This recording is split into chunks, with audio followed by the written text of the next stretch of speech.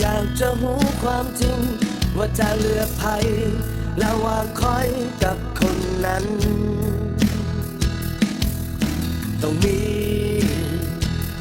คนหนึ่งที่ต้องเสียใจแต่บอกเป็นยัง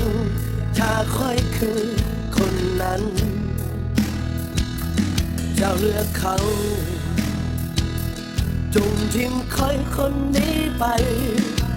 เสียใจบนนานก็จางหายไป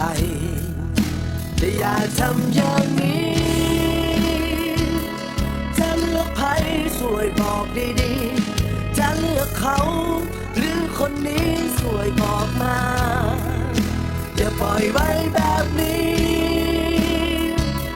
เจ้าก็ควรตัดสินใจอย่ามาทำให้ใจกันแบบนี้ถ้าเลือกเขาห้ามจบกันใครน้ำเป็นคนเสียใจยอมให้เขาได้เจ้าไปถ้าเลือกใครให้ลืมเขาและมีเพียงเราสามคนต้องมีหนึ่งคนที่ต้องเสียใจ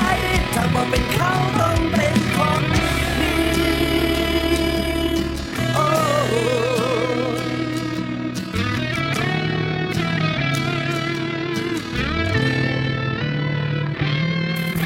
ก็รู้ว่าเราทั้งสองก็เป็นเพื่อนกันแต่อย่ามาเหตุ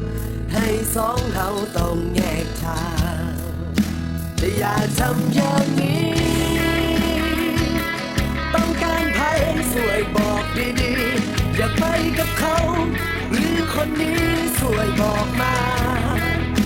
อย่าปล่อยไว้แบบนี้เจ้าก็ควรตัดสินใจและอย่ามาทำให้ใจเป็นแบบนี้ถ้าเลือกเขาให้จบกันใครน้ำเป็นคนเสียใจ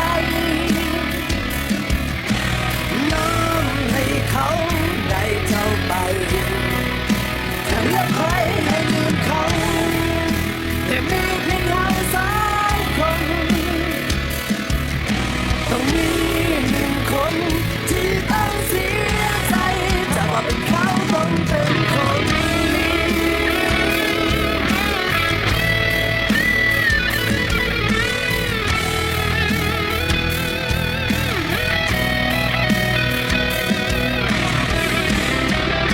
ถ้าเลือกเขาให้จบกันใครยังเป็นคนเสียใจยอมให้เขาได้เท่าไปถ้าเลือกใครให้ลืมเขาและมีเพียงเรา